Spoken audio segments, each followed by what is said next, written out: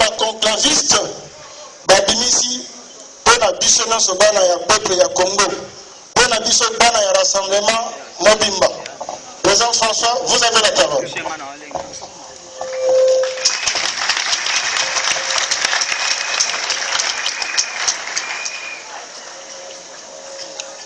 Rapport final des travaux du deuxième conclave du rassemblement des forces politiques et sociales acquises au changement, tenu à Kinshasa les 21 et 22 juillet 2017. Les 21 et 22 juillet 2017, le rassemblement des forces politiques et sociales acquises au changement s'est réuni en conclave à Kinshasa pour la deuxième fois depuis sa création. Point 1. Objet du conclave, participation et point à l'ordre du jour.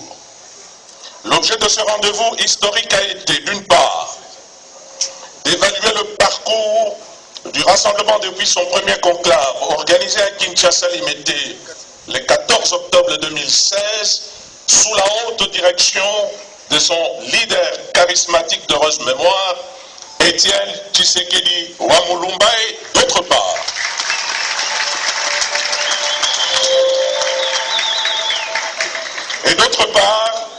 de définir une nouvelle feuille de route ainsi que des stratégies adaptées aux réalités du moment afin d'atteindre les objectifs de son combat dans un contexte national marqué par la radicalisation du régime tyrannique de Joseph Kabila et l'aggravation dramatique de la crise politique, sécuritaire, économique et sociale qu'il a cyniquement provoquée pour demeurer au pouvoir en violation de la Constitution de la République démocratique du Congo et contre la volonté du peuple.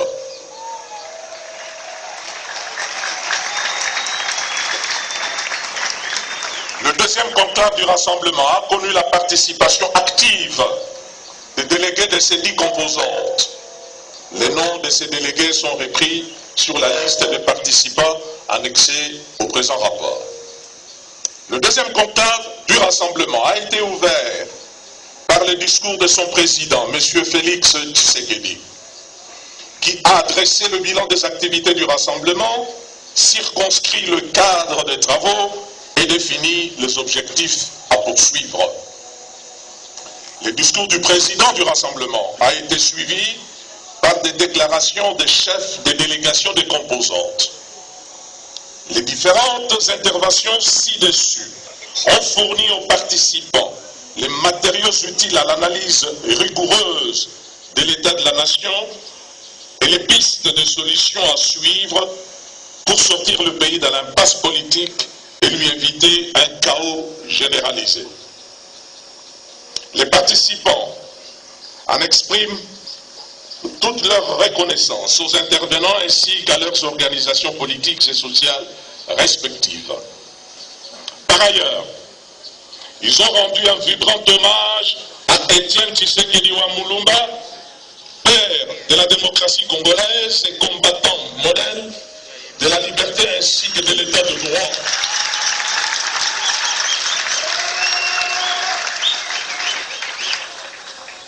Notre leader arraché brutalement à l'affection du peuple congolais le 1er février 2017.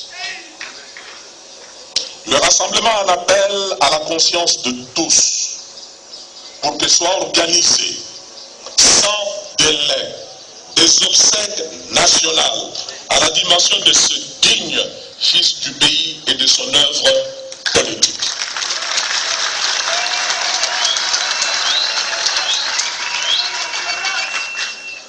Un moment de silence a également été observé par les participants pour honorer la mémoire du patriarche feu Mwando Simba, membre du Conseil des sages du Rassemblement.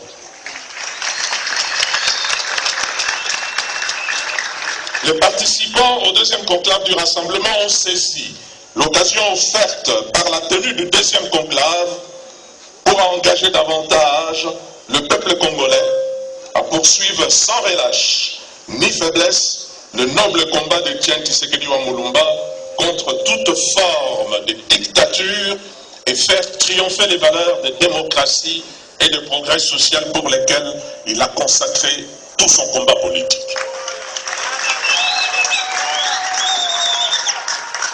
Dans le même sens, les participants ont salué la mémoire des victimes de la répression aveugle du régime dictatorial de Joseph Kabila, plus particulièrement celle des hommes et des femmes froidement abattus par le pouvoir au cours des manifestations pacifiques des 19 et 20 septembre 2016 et des 19 et 20 décembre de la même année, organisées à travers le pays à l'appel du rassemblement pour défendre la Constitution de la République et exiger l'organisation des élections démocratiques dans les délais constitutionnels. À travers leurs délégués, toutes les composantes du rassemblement ont réitéré leur détermination inébranlable de combattre le régime Kabila qui a plongé la République démocratique du Congo dans l'une des crises les plus aiguës de son histoire et d'obtenir l'organisation des élections libres, transparentes, inclusives et crédibles dans les conditions fixées par l'accord politique global et inclusif du 31 décembre 2016 en vue de l'alternance politique. À cet effet, elles ont pris dès le départ l'engagement ferme d'exécuter sans faille les conclusions et recommandations issues du deuxième conclave. C'est donc sur la toile de fond d'une détermination et d'un engagement renouvelé pour mener jusqu'à la victoire le combat du rassemblement pour la libération du peuple congolais de la dictature dans laquelle Joseph Kabila veut de nouveau l'enfermer, que les participants ont examiné sans complaisance les points ci-après. Premier point, bilan des activités du rassemblement. Deuxième point, état de la nation. Troisième et dernier point, nouvelle feuille de route du rassemblement. En ce qui concerne l'examen le bilan des activités du rassemblement, les participants ont constaté qu'en dépit de la répression et de multiples entraves dressées sur son chemin par le régime despotique de Joseph Kabila, le bilan du rassemblement est globalement positif et encourageant. En effet, quelques jours seulement après sa création, le 10 juin 2016 à Genève en Belgique, le rassemblement a réussi deux fortes mobilisations des masses populaires à Kinshasa au mois de juillet. D'abord à l'occasion du retour triomphal de son leader et président du Conseil des sages, Etienne Tshisekedi wa Mulumba, accueilli par plusieurs millions de Congolais le 27 juillet 2016. Ensuite, lors du meeting historique tenu le 31 du même mois sur l'esplanade du stade des martyrs de l'indépendance avec une participation populaire de la même ampleur. Par la suite, répondant au mot d'ordre du rassemblement et grâce à ces actions de mobilisation, des foules immenses de Congolais sont descendus courageusement dans les rues de Kinshasa et de plusieurs villes du pays, les lundis 19 et mardi 20 décembre 2016, pour exprimer leur rejet de Joseph Kabila à la tête de la République démocratique du Congo et réclamer la convocation du scrutin pour l'élection du nouveau président de la République en remplacement de Joseph Kabila, dont le second et dernier mandat s'est achevé le 19 décembre 2016 à minuit.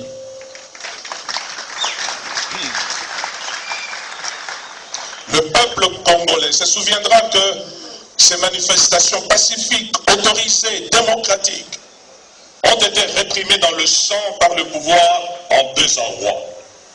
Des centaines de nos compatriotes ont perdu la vie et d'autres ont été grièvement blessés par balles réelles, tirés à bout portant par les forces de l'ordre, sans compter les arrestations arbitraires, les rafles de jeunes, les condamnations pénales à la sauvette de plusieurs manifestants dans la pire tradition des régimes tyranniques. Le rassemblement tient à renouveler ici à la nation congolaise son serment de ne pas laisser impunis les auteurs de l'écoulement du sang de tous ces martyrs de la démocratie.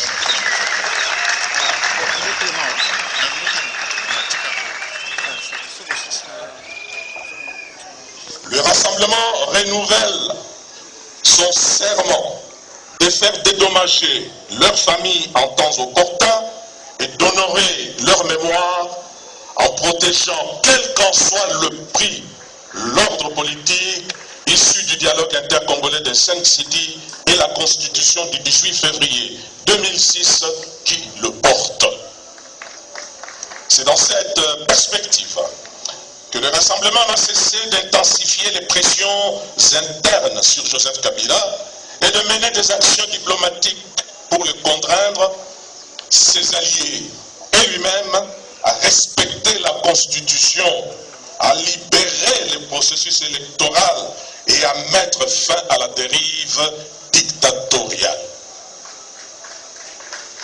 Grâce à la participation active de l'écrasante majorité des Congolais et à l'accompagnement des États démocratiques au sein de la communauté internationale, ces pressions et actions ont permis de faire échec à la conspiration diabolique ourdie dans l'accord de la Cité de l'Union africaine du 18 octobre 2016 contre le peuple congolais par la majorité présidentielle et ses alliés, avec la complicité des sieurs et d'Emel Kodjo, facilitateur de triste mémoire, afin de donner à Joseph Kabila un 3e mandat présidentiel que la Constitution lui interdit pourtant.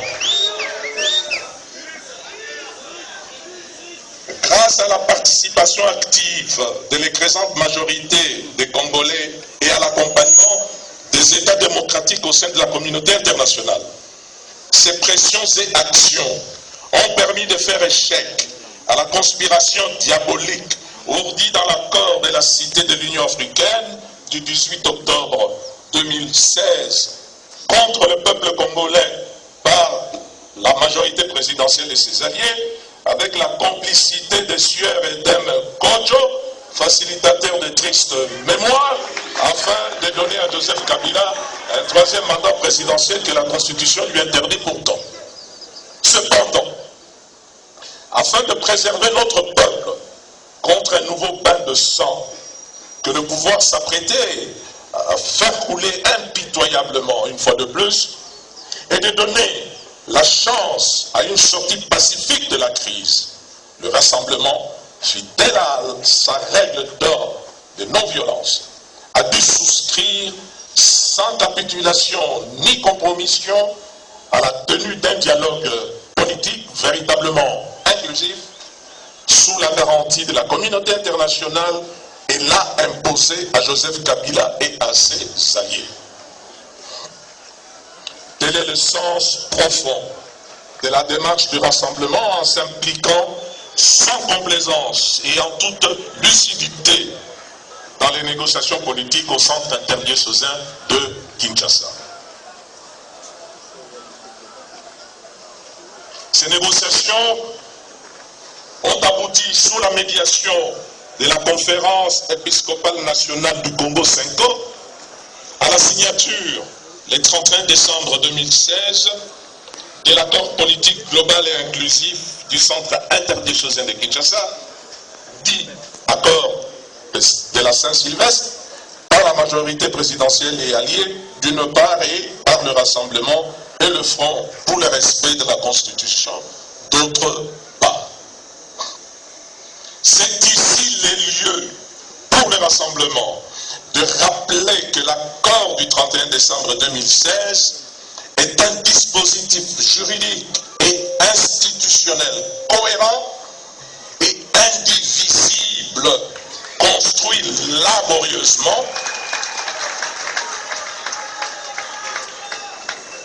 est un dispositif juridique et institutionnel cohérent et indivisible, construit laborieusement par les composantes politiques et sociales représentatives des forces vives de la nation congolaise, dans l'unique but de conduire rapidement la République démocratique du Congo à des élections pacifiques, libres, transparentes, inclusives et crédibles. En plus, en attendant la tenue de ces élections, l'accord de la Saint-Sylvestre a le mérite de résoudre consensuellement la question de l'illégitimité généralisée de tous les membres des institutions en mandat électif causée par l'expiration de ces mandats et le blocage du processus électoral par Joseph Kabila. Pour l'essentiel, cet accord a édicté sans équivoque les principes fondamentaux ci-après. Respect absolu par tous de la Constitution et des lois de la République. Non révision ni changement de constitution, ni par la voie parlementaire, ni par référendum pendant la période préélectorale et électorale.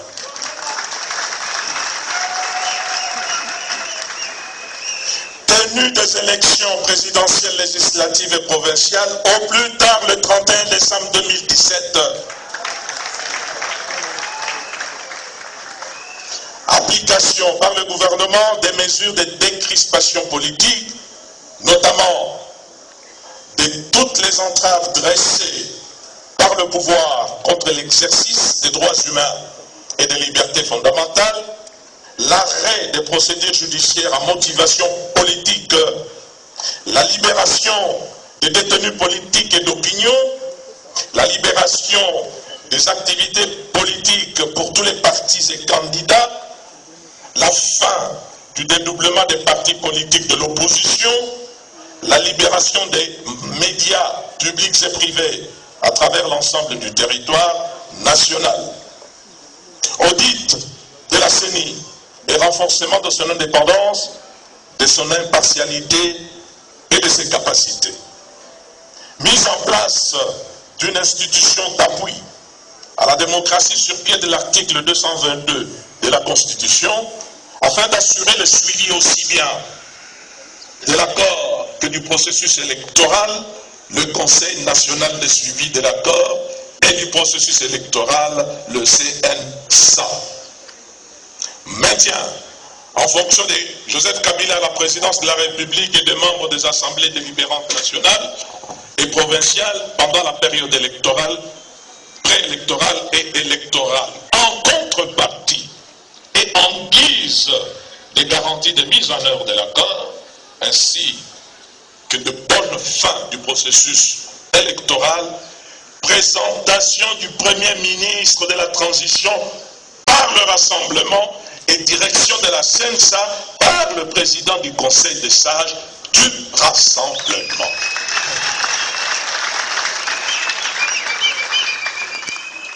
L'accord de la Saint-Sylvestre est dès lors apparu à tous, à la fois comme une avancée significative dans la direction du règlement pacifique de la crise politique et un espoir réel pour la tenue des élections véritablement démocratiques avant la fin de l'année 2017.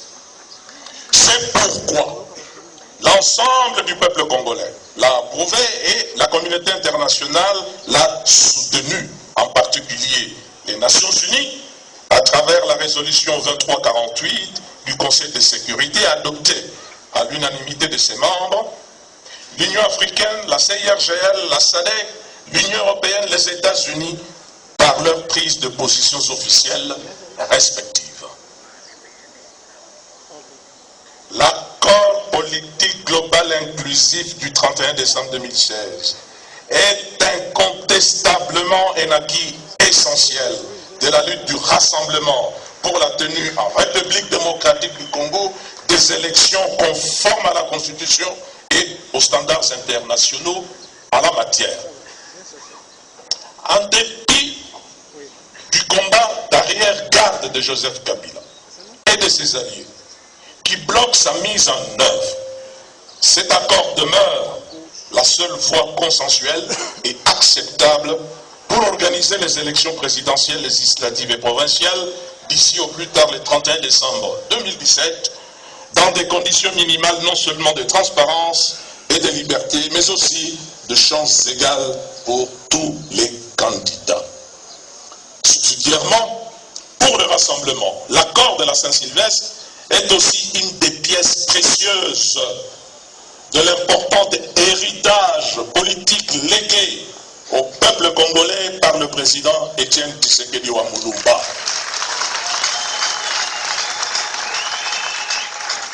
Cet accord est aussi le dernier acte de son combat héroïque pour la cause nationale avant de tirer, hélas, sa révérence le 1er février 2017 à Bruxelles.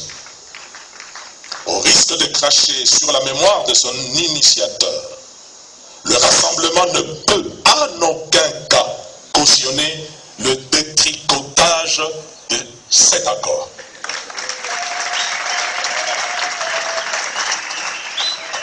C'est pourquoi, tirant les conséquences de la disparition inopinée de son leader charismatique, les 9 composantes fondatrices du rassemblement ont procédé, en date du 2 mars 2017, à sa redynamisation afin de poursuivre et de parachever dans la cohérence interne et avec efficacité les combats de l'illustre disparu en faveur de la démocratie et de l'état de droit en République démocratique du Congo. Ainsi, la nouvelle architecture de gestion politique et administrative de rassemblement se présente comme suit.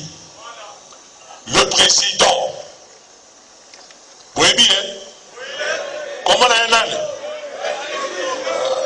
le président, le conseil des sages, composé des délégués des composantes et dirigé par un président, assisté de 3 vice-présidents. La coordination des actions, dirigée par un bureau composé d'un coordinateur, 4 coordonnateurs adjoints, un rapporteur adjoint, un trésorier et un trésorier adjoint.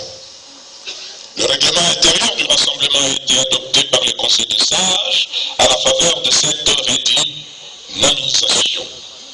Il détermine les attributions des organes cités ci-dessus et définit les règles de leur fonctionnement. La redynamisation du rassemblement et l'adoption de son règlement intérieur ont contribué au renforcement de son unité, à la clarification du rôle d'un chacun et à la consolidation de l'application de toutes les composantes de la plateforme à son leadership à travers le président, le conseil des sages et la coordination des actions. Elles ont offert aussi l'occasion de tester la sincérité de l'attachement aussi bien des composantes que de leurs membres respectifs au rassemblement et de resserrer les rangs. Quoi qu'on en pense, grâce à la redynamisation, le rassemblement a pu surmonter la dure épreuve de la disparition inattendue de son chef de file et poursuivre sa lutte pour le changement en République démocratique du Congo. À cet égard, le rassemblement dit tout haut aux Congolais qu'il se tient toujours prêt à braver toutes actions de déstabilisation orchestrées par le pouvoir en place et à affronter avec la même vigueur, aux côtés du peuple, les défis de son combat. Parmi ces défis, l'un de ceux qui sont prioritaires consiste à obtenir les déblocages, en dépit des manœuvres dilatoires de Joseph Kabila, de l'application de l'accord politique global et inclusif du 31 décembre 2016 et l'organisation des élections dans les conditions et délais fixés par cet accord. L'urgence d'appliquer intégralement et fidèlement l'accord et d'organiser les élections comme convenu devient d'autant plus évidente que l'état général de la nation congolaise est très préoccupant et présage d'un avenir encore plus sombre. État de la nation.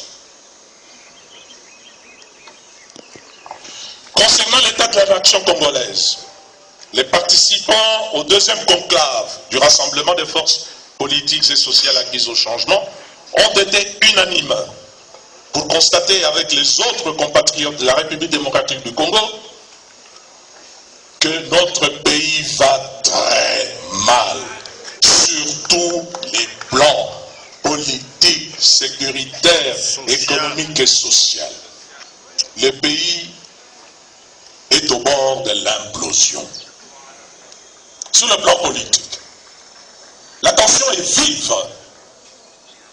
La détente créée in extremis par l'ouverture des négociations directes sous la médiation des évêques de l'Église catholique romaine à la veille du 19 décembre 2016, date de la fin du second et dernier mandat de Joseph Kabila à la tête de la RDC, a volé en éclat l'espoir de la fin de la crise suscité par cet accord du 31 décembre chez les Congolais au lendemain de sa signature.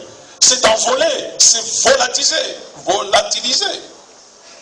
Ni l'esprit, ni la lettre de cet accord ne sont aujourd'hui respectés par Joseph Kabila.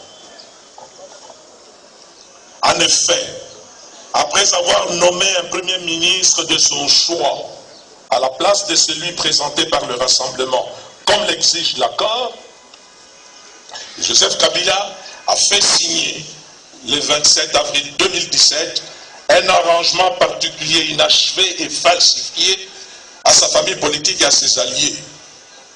Le tout en l'absence du Rassemblement et de la CENCO, médiateur attitré. Au surplus, ce document frauduleux a modifié l'accord du 31 décembre dans ses clauses essentielles relatives notamment à la nomination du Premier ministre et à la présidence du Conseil de suivi de l'accord et du processus électoral confié au président du Conseil des sages du Rassemblement. Les mesures de décrispation politique n'ont été appliquées qu'à compte-gouttes, de façon sélective et dérisoire. Moïse Katumbi reste contraint à l'exil par suite des procédures judiciaires d'auto-surplus. Le rapport d'enquête de la CENCO a démontré qu'elles étaient une mascarade pour l'empêcher de se porter candidat à la prochaine élection présidentielle.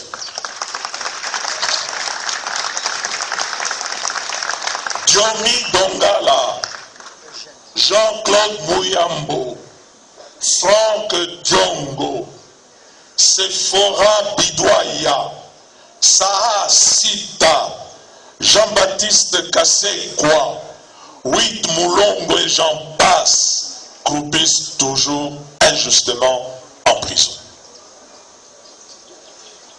À Kinshasa, à Lubumbashi et à Goma, pour ne citer que ces villes les plus illustratives de la terreur du régime actuel, des centaines de combattants de l'UDPS, des militants et des partis politiques du Rassemblement, MSR, SID, UNAFEC, UNADEF, sont détenus arbitrairement et torturés dans les geôles obscures de la police nationale, de l'agence de renseignement, de la DEMIAP, tous aux ordres du pouvoir. Les restrictions aux libertés fondamentales ne sont pas encore levées. Les droits de l'homme font toujours l'objet de violations graves avec des services de l'État par les services de l'État en toute impunité. Les enlèvements, les arrestations et détentions arbitraires, les brimades et les tortures des opposants politiques ainsi que des acteurs de la société civile par des services de sécurité civile et militaires sont loin de cesser. L'espace politique demeure confisqué car les plateformes et partis politiques du Rassemblement sont toujours interdits d'activité politique. On l'a vu hier en ce qui concerne l'organisation de notre conclave. Sur toute territoire national. Ils n'ont pas accès aux médias publics, transformés en tribunes de diffamation des opposants et de propagande du régime Kabila.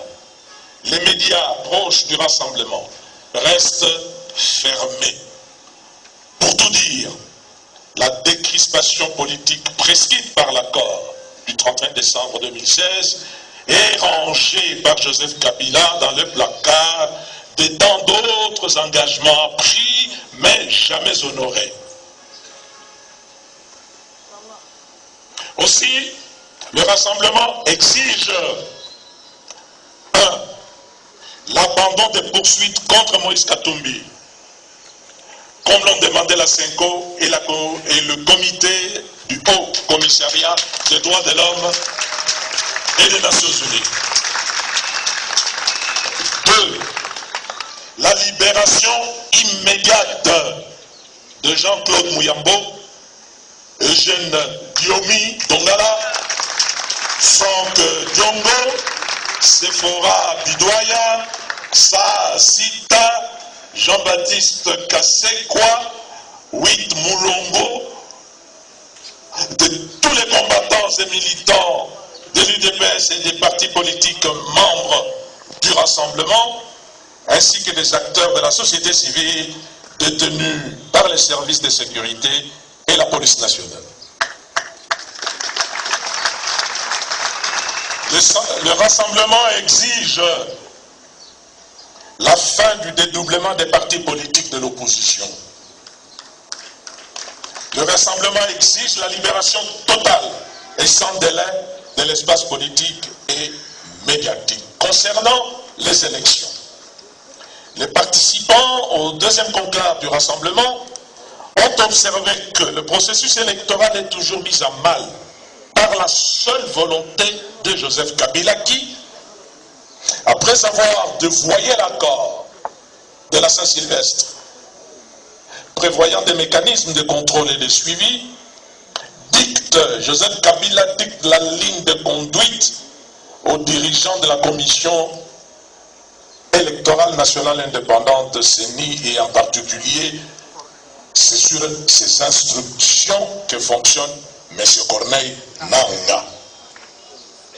Ainsi, faisant fi des clauses de l'accord et du rejet catégorique par l'écrasante majorité des Congolais de toute remise en cause de la Constitution en vigueur en cette période suspecte, Joseph Kabila et sa famille politique poussent l'outrecuidance jusqu'à inviter publiquement le peuple au référendum constitutionnel qu'il présente comme un préalable à l'organisation des élections.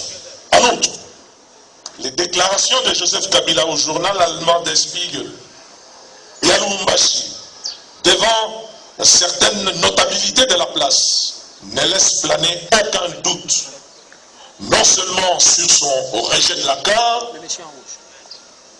mais aussi sur sa détermination de ne pas laisser les élections se tenir à l'échéance convenue dans cet accord.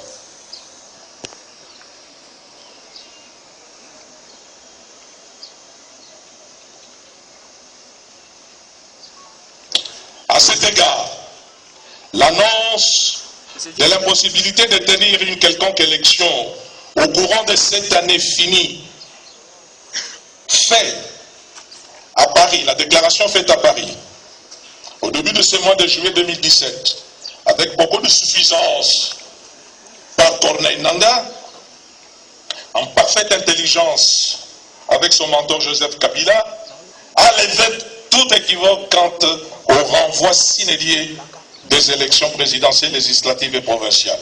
Ainsi, la perspective des élections présidentielles, législatives et provinciales en 2017 s'éloigne chaque jour davantage, ce qui surchauffe les esprits, exacerbe la tension politique dans le pays. Le Rassemblement rappelle que si la Constitution, que ni la Constitution, ni les lois de la République, et encore moins l'accord de la Saint-Sylvestre, ne donnent pouvoir à la CENI ou à une quelconque institution de la République de renvoyer ou de reporter une élection et de surcroît celle prévue par la loi suprême. L'accord politique n'a prévu que la possibilité d'ajustement de la séquence électorale à 3 scrutins initialement prévus s'il advenait un cas de force majeure qui ne permettrait plus au couplage de la présidentielle législative et provinciale de se tenir. Le rassemblement tient à indiquer clairement qu'il ne laissera pas Joseph Kabila et ses alliés continuer à narguer tous les temps le peuple congolais.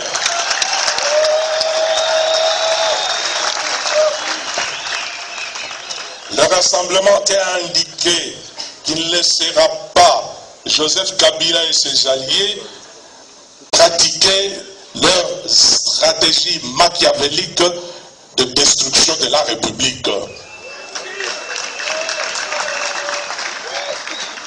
Le rassemblement dénonce le cynisme et l'hypocrisie de Joseph Kabila et de sa famille politique qui prétendent appliquer l'accord politique de la Saint-Sylvestre alors que, par ailleurs, ils s'emploient chaque jour à les pervertir et à les vider de sa substance. Le rassemblement considère que ce faisant, Joseph Kabila et les siens ont apporté une fois de plus la preuve qu'ils ne sont pas des interlocuteurs fiables. Ils ne respectent ni la Constitution et les lois de la République, ni les accords signés de plein gré et affichent le plus grand mépris pour le peuple congolais, les résolutions du Conseil de sécurité des Nations Unies, les recommandations des institutions régionales et sous-régionales africaines et pour l'Union européenne à laquelle pourtant la République démocratique du Congo est liée par un instrument international contraignant, l'accord de Cotonou. Aussi, l'isolement diplomatique dans lequel Joseph Kabila est en train d'enfermer à nouveau la République démocratique du Congo n'est-il que la conséquence logique de son obstination à naviguer à contre-courant des aspirations profondes du peuple congolais à l'alternance démocratique et de la position partagée des partenaires extérieurs le plus significatif qui estiment à raison que l'organisation des élections dans le respect de la Constitution et de l'accord en toute transparence est un facteur de progrès démocratique, de paix, de stabilité et de sécurité tant au Congo que dans la région des Grands Lacs. Cette position est d'autant plus justifiée qu'en vérité, notre pays vit actuellement sous le régime d'un coup d'État constitutionnel à peine voilé, perpétré par Joseph Kabila. Cette position est d'autant plus justifiée, disais-je, qu'en vérité, notre pays vit actuellement sous le régime d'un coup d'État constitutionnel à peine voilé, perpétré par Joseph Kabila. Sur le registre de l'administration du territoire, l'aventure de l'installation précipitée des 15 nouvelles provinces à des fins politiciennes se solde par un fiasco total. Ces provinces sont devenues des foyers de malversations financières et des tensions politiques permanentes, comme en témoignent les motions de défiance en cascade dans les assemblées provinciales contre les gouverneurs godillots placés dans les dites provinces. Ainsi, avec des dirigeants sans légitimité, une justice instrumentalisée par le pouvoir et des institutions dysfonctionnantes à cause de la gestion désastreuse et patrimoniale des affaires de l'État par Joseph Kabila, notre pays projette à ce jour l'image d'un État en faillite, sans autorité, incapable de remplir ses missions régaliennes, notamment la sécurité des personnes et de leurs biens. Au plan sécuritaire, déjà quasi endémique à l'est du pays, l'insécurité a atteint son paroxysme au cours de 2 dernières années en atteignant la quasi-totalité du territoire national.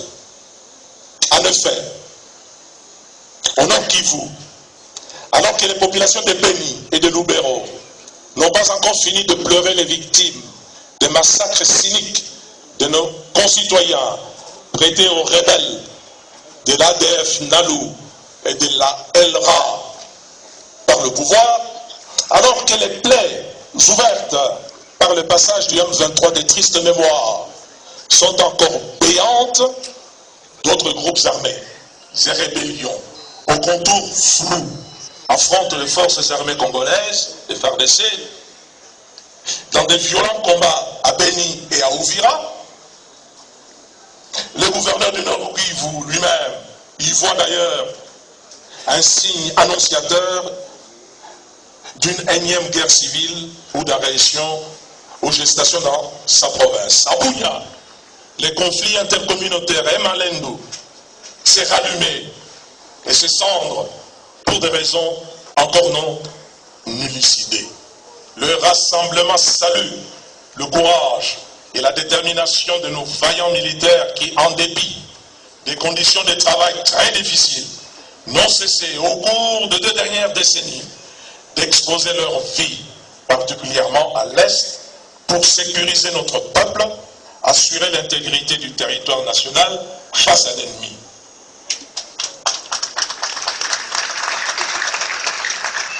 Le rassemblement exhorte tous les Congolais à les soutenir et demande avec insistance au gouvernement d'améliorer substantiellement leurs conditions de vie et de travail.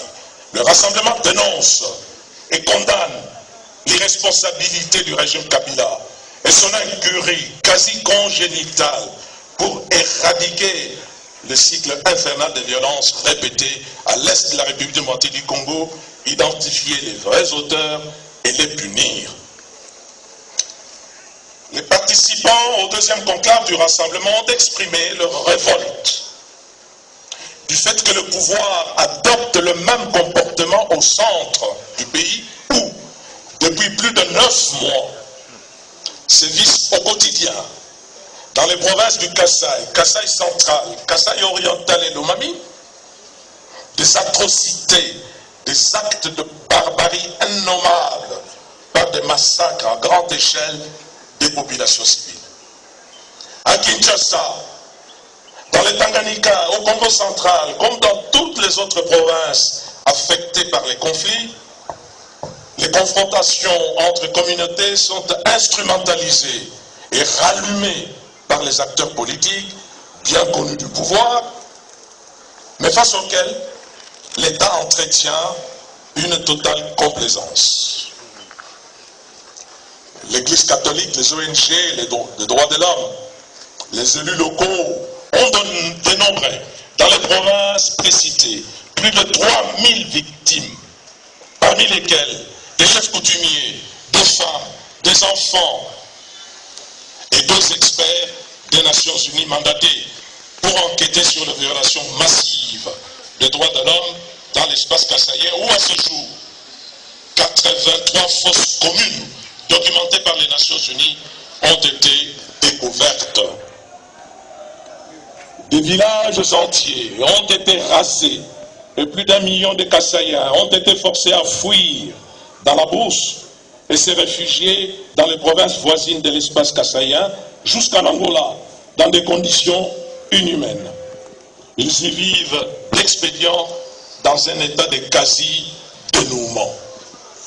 En dépit de la gravité de la situation, le pouvoir Kabila, comme à ses habitudes, s'est répandu en dénégation éhontée, tant sur la matérialité de la tragédie kassaïenne que sur ses causes profondes et l'identité exacte des auteurs, confirmant ainsi son incapacité de sécuriser les Congolais et créditant les soupçons de sa responsabilité dans cette tragédie. Joseph Kabila, sa famille politique et la CENI exploitent maintenant avec le plus grand cynisme, les événements tragiques du Grand Kasaï pour justifier sans cesse le report des élections que le peuple congolais réclame pour le 31 décembre 2017 au plus tard. Dans ces conditions et dans sa configuration actuelle, la crise kassaïenne suscite beaucoup d'interrogations, notamment sur ses véritables protagonistes, ses motivations réelles, sa finalité et ceux qui en profitent. Quoi qu'il en soit, force est de constater que le feu s'allume dans certains coins névralgiques du pays, comme dans une stratégie d'un chaos programmé pour empêcher l'organisation des élections présidentielles, législatives et provinciales en 2017. Le rassemblement réitère sa solidarité avec la population de l'Est et du Grand Kasaï et sa disponibilité à collaborer au rétablissement de la paix et de la sécurité partout où cela est possible à travers la République. Le rassemblement appuie totalement la résolution du Conseil des droits de l'homme des Nations Unies du 23 juin 2017 sur les violations des droits de l'homme au Kasaï, résolution qui prévoit et déploie une équipe d'experts internationaux indépendants en vue de déterminer les faits, les circonstances des violations des droits de l'homme afin que leurs auteurs, quelle que soit leur affiliation, soient traduits en justice. Le rassemblement demande à tous les Congolais de veiller à l'application stricte de cette résolution et d'apporter toute assistance nécessaire aux experts des Nations Unies pour le meilleur accomplissement de leur mission. Le rassemblement invite le gouvernement congolais à ne pas faire obstruction au travail des experts des Nations Unies chargés d'enquêter sur les violations des droits de l'homme au Kasaï. Outre ces crimes ignobles contre l'humanité, énumérés ci-dessus, les évasions spectaculaires et en cascade vécues en juin et au cours de ce mois de juillet, y compris pour la première fois dans la ville de Kinshasa, dans la province du Congo central et au nord Kivu, ont amplifié l'insécurité.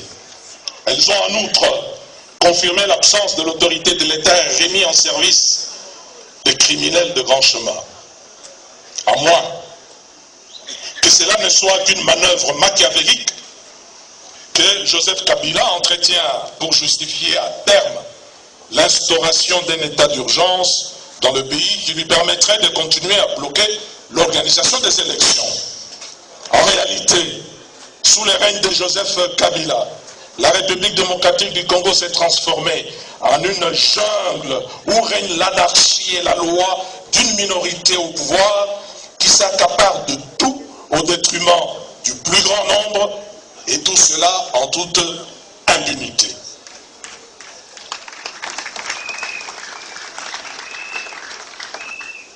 Au plan économique et social.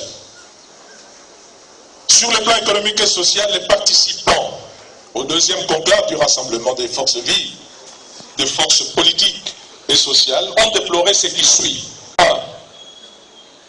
La crise de légitimité, l'incertitude politique, l'insécurité physique et juridique, l'incurie de l'administration publique et l'absence de l'autorité de l'État ont occasionné la fuite des capitaux, un processus de désinvestissement et une chute drastique des recettes du Trésor qui dépasse à peine $1 milliard au premier trimestre 2017. Ainsi, la consommation des réserves de change de la Banque centrale ne permet plus de couvrir que 2 à 3 semaines d'importation. La monnaie nationale, le franc congolais, s'est fortement déprécié sur les marchés de change, en particulier par rapport au dollar américain, qui s'échange à ce jour à près de 1700 francs pour un dollar.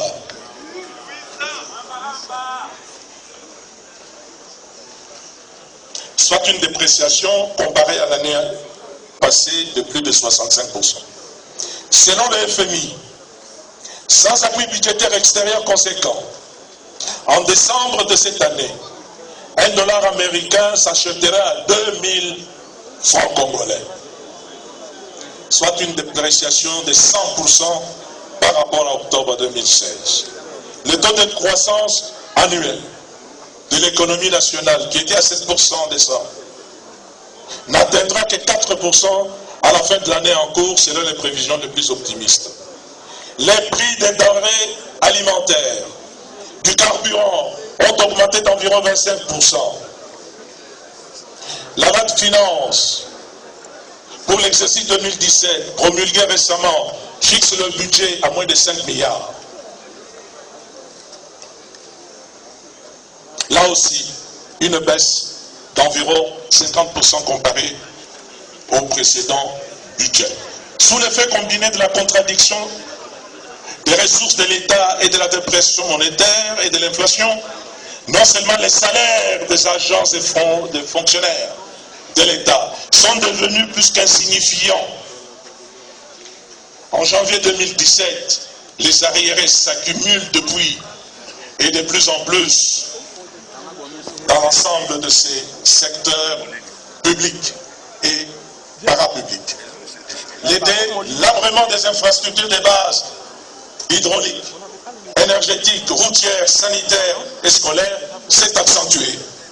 La tension sociale est perceptible, plus particulièrement dans les villes où environ 80% des jeunes sont au chômage. Des scandales financiers éclatent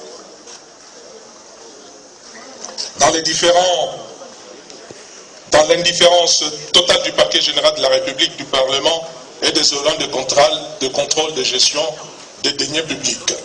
Pendant ce temps, l'oligarchie prédatrice qui trône à la tête de nos institutions politiques et administratives et qui gère les sociétés d'État ainsi que les établissements publics de la République démocratique du Congo affiche une arrogance, et affiche avec arrogance son opulence et s'illustre en toute impunité par des actes, à l'exemple de la dernière distribution des postes à des copains et coquins qui aggravent davantage la misère des populations congolaises. Des millions de dollars américains sont décaissés du trésor public pour d'une part acheter des consciences de certains membres et dirigeants des grands corps d'État afin qu'ils soutiennent le pouvoir et d'autre part payer des lobbies étrangers engagés pour plaider la cause de Joseph Kabila auprès des décideurs internationaux en même temps qu'ils leur nichent auprès des bailleurs de fonds pour obtenir des appuis budgétaires. En définitive, l'état de la nation congolaise dressé par les participants au deuxième conclave du rassemblement de forces vives et sociales au changement de note, une double crise de gouvernance et de légitimité des dirigeants. Conséquence logique d'une gestion calamiteuse et de plus en plus privatisée de la République démocratique du Congo par le régime de Joseph Kabila au pouvoir depuis plus de 16 ans. À l'heure actuelle, cette double crise accentuée par l'obstination maladive de Joseph Kabila et sa famille politique de rester à tout prix au pouvoir risque, si on n'y agit pas vite et avec vigueur, de plonger le pays dans une énième guerre civile et de le faire imploser, ce qui, à coup sûr, fragilisera la cohésion nationale et compromettra pour longtemps la paix civile, la stabilité des institutions républicaines ainsi que les chances de développement socio-économique du pays. Congolaises, Congolais, l'heure a donc sonné pour nous mettre tous debout, comme la 50e assemblée plénière de la conférence des évêques nous a exhortés dans sa déclaration du 3 juin afin de défendre la République, de défendre sa constitution et l'ordre démocratique gravement menacé par les satrapes qui gouvernent notre pays. et Congolais, la situation critique créée, planifiée, entretenue par Joseph et ses partisans exige, pour être résolue, la tenue des élections libres, pluralistes, inclusives, transparentes et crédibles au plus tard le 31 décembre 2017. Congolaises et Congolais, sous le contrôle de notre président, laissez-moi vous donner lecture de la nouvelle feuille de route du rassemblement.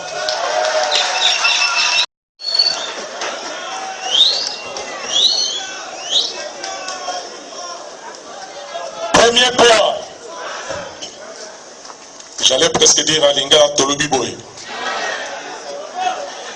Les élections justes, transparentes, inclusives, crédibles et pacifiques doivent, comme je l'indiquais tout à l'heure, se tenir au plus tard, le 31 décembre, conformément à l'accord. À cet effet, le rassemblement, sous votre contrôle, vous, population, souverain primaire, votre rassemblement exige l'exécution de toutes les mesures de décrispation politique convenues, exige l'audit et la redynamisation de la CENI pour renforcer son indépendance, sa neutralité, son impartialité et ses capacités, exige la publication sans tarder du calendrier électoral.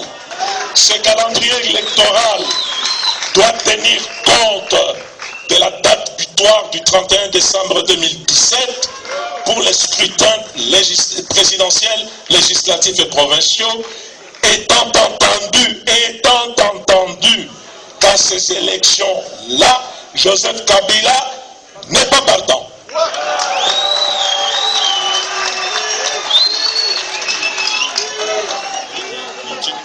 Exiger, disais-je, sans tarder, la publication du calendrier électoral qui doit impérativement tenir compte de la date butoir du 31 décembre 2017 pour les scrutins présidentiels, législatifs et provinciaux, étant entendu qu'à ces élections-là, Joseph Kabila n'est pas partant. Le rassemblement exige la publication des résultats des opérations d'enrôlement des électeurs, au plus tard le 31 juillet, par la CENI, comme elle s'y était engagée. Le rassemblement exige la convocation de l'électorat, au plus tard le 30 septembre 2017. Le rassemblement rejette toute idée d'un éventuel troisième dialogue.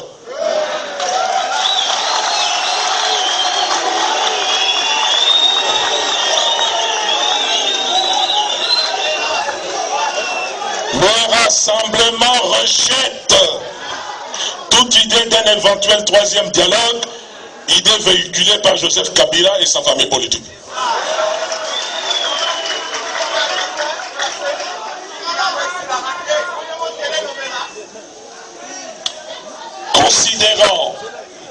Considérant que Joseph Kabila a délibérément bloqué le processus électoral et violé l'accord, le rassemblement constate que ce faisant, 1. Joseph Kabila a renoncé à la légitimité que seul cet accord lui conférait et ne peut plus se prévaloir de la qualité de président de la République.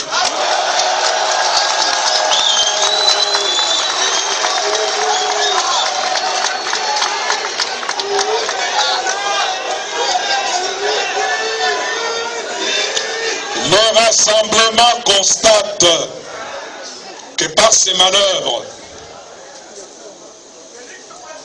Joseph Kabila a renoncé à la légitimité que seul l'accord de la Saint-Sylvestre lui conférait et ne peut plus se prévaloir de la qualité de président de la République démocratique du Congo.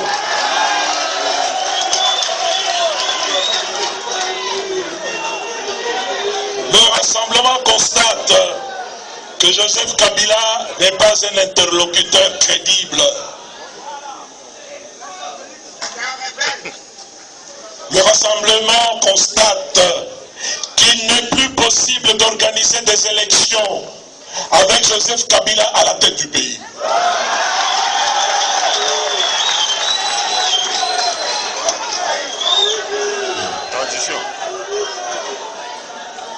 Le rassemblement constate qu'il n'est plus possible d'organiser les élections avec Joseph Kabila à la tête du pays. Conséquemment, le rassemblement demande à Joseph Kabila de libérer sans délai le processus électoral et la mise en œuvre intégrale de l'accord. Dans le cas contraire, le rassemblement entend entreprendre avec le peuple congolais, sur pied de l'article 64, toutes les actions nécessaires jusqu'au départ de Joseph Kabila du pouvoir.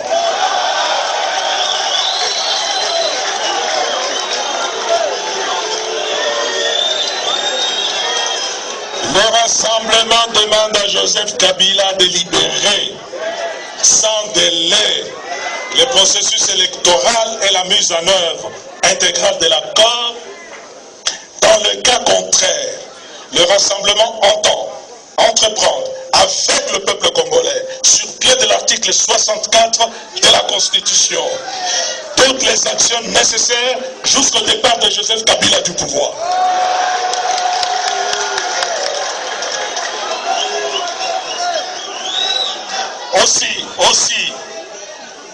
Aussi, le rassemblement informe le peuple congolais que le programme des actions qu'il a arrêté comporte les étapes suivantes.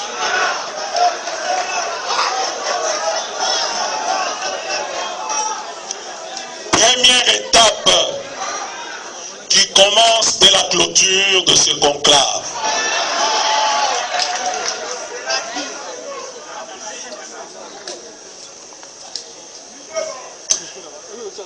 Et pour honorer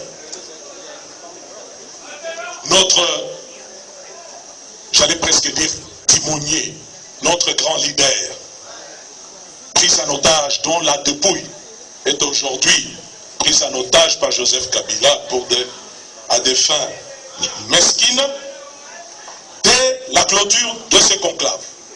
Le rassemblement appelle à la souscription, à la cotisation pour l'organisation des obsèques du président Etienne Tshisekedi Wamulumba par une contribution financière volontaire d'un peuple congolais qui, se conformant à son mot d'ordre, se prend en charge, en prenant en charge les obsèques de Etienne Tshisekedi Wamulumba.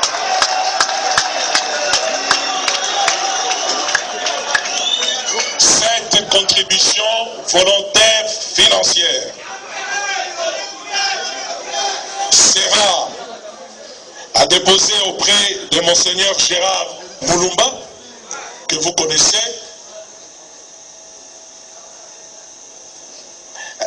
En ce qui concerne les modalités pratiques, celles-ci vous seront incessamment communiquées, mais je répète, ce que nous vous demandons, c'est que à partir de maintenant, de la fin de ce conclave, les gens qui se disent gouvernement, qui se disent président, ces gens-là ne doivent plus rien avoir avec les obsèques de notre chef. Nous nous en occupons nous-mêmes. Et pour cela, nous allons nous cotiser, nous vous indiquerons les modalités pratiques. Dès la fin de ce conclave, le rassemblement lance une grande campagne d'explication, de sensibilisation et de mobilisation du peuple à travers tous les pays. Le rassemblement va vous indiquer les dates au cours desquelles des visites vont se faire dans les centres d'enrôlement, parce que votre rassemblement veut que lorsque le processus électoral aura été débloqué, que le plus rapidement possible, nous puissions aller aux élections. Deuxième étape, à partir du 1er août 2017, tout en poursuivant la campagne de sensibilisation que je venais d'indiquer, il sera observé les mardis 8 et mercredi 9 août, 2 journées ville morte, comme premier avertissement.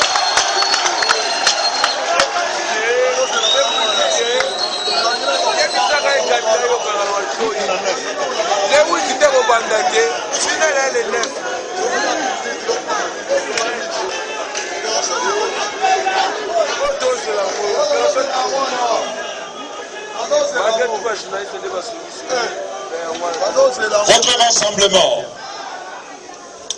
vous appelle le peuple congolais sur l'ensemble du territoire national d'observer en date du 8 et 9 août prochain 2 journées ville morte en guise d'avertissement.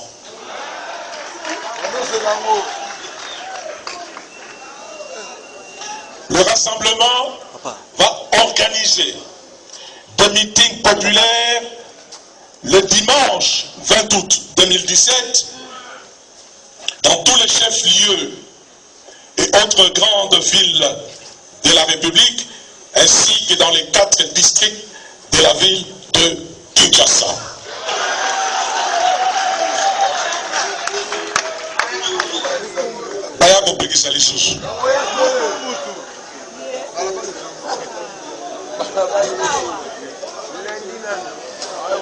À partir du 1er octobre 2017,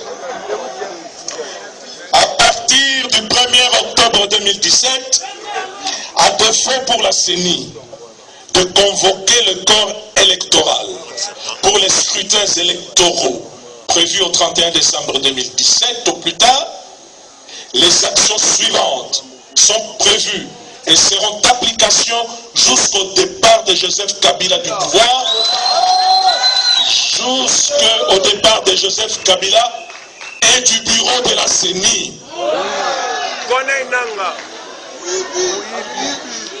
Si on n'a pas convoqué l'électorat,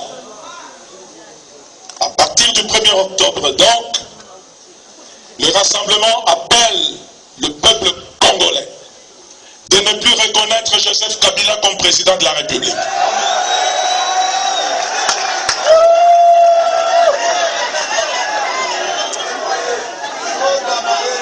S'ils ne nous ont pas convoqués pour aller voter et que nous sommes et qu'on arrive au 30 septembre 2017, votre rassemblement,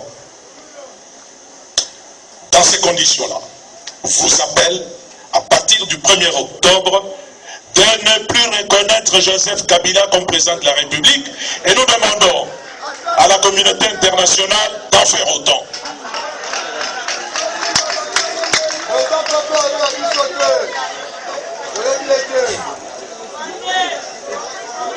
Il sera organisé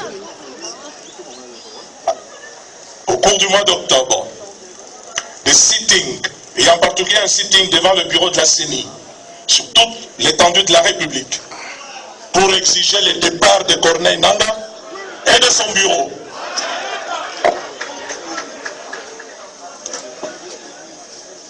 Toujours si ils ne veulent pas entendre raison, le rassemblement va lancer des actions de désobéissance civile en vertu de l'article 64 de la Constitution, notamment ne plus s'acquitter de tout impôt, des taxes, des redevances publiques, des factures de la SNEL, des factures de la régie des eaux.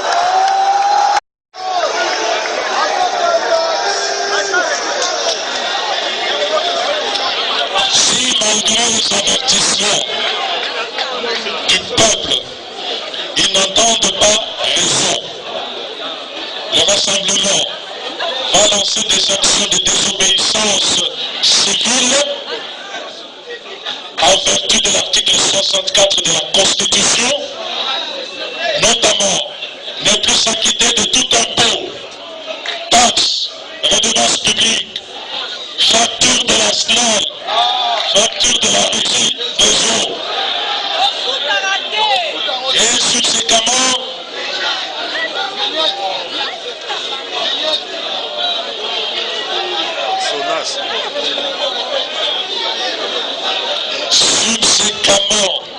au départ que nous exigeons de Joseph Kabila, il sera mis en place un dispositif approprié permettant l'organisation des élections dans les meilleurs délais. Baba Naté, solution Ezali.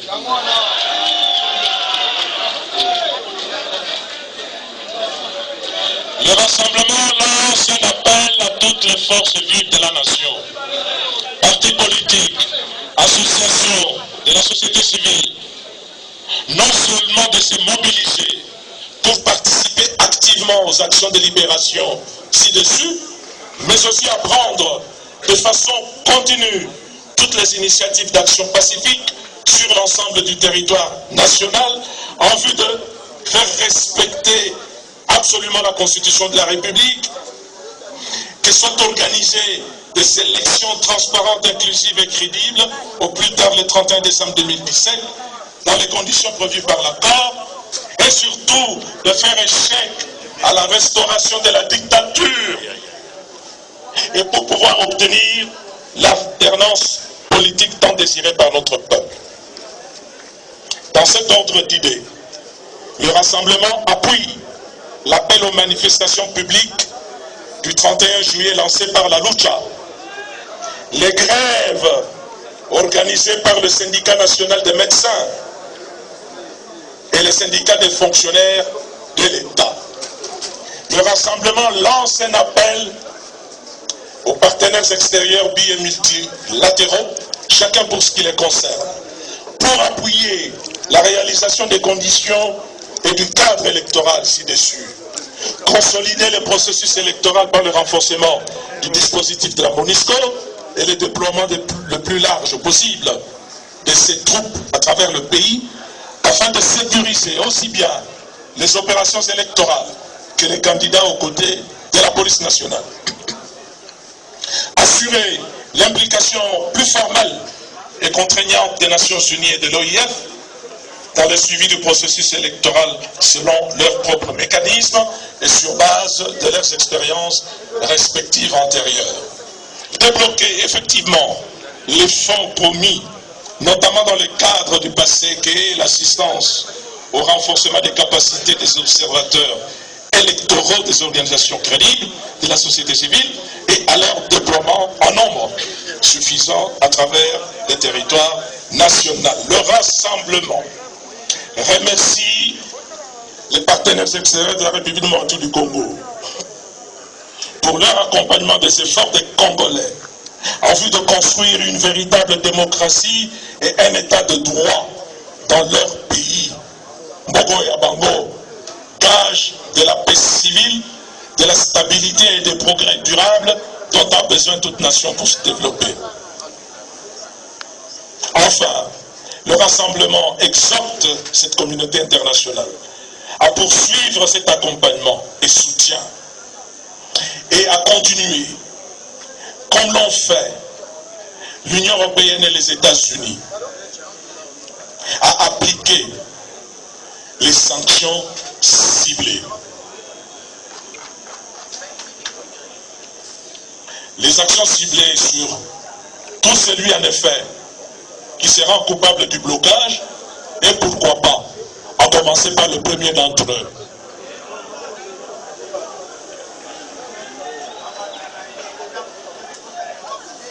Mesdames et messieurs, nous venons de vous faire part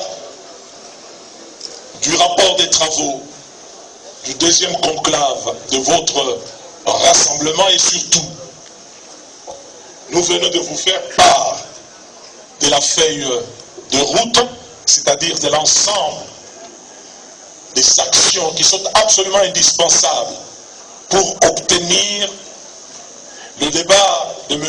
Joseph Kabila du pouvoir et de créer les conditions à partir desquelles les Congolais vont pouvoir aller se choisir le remplacement de Joseph Kabila au cours d'élections qui doivent être transparentes, équitables, et je vous remercie.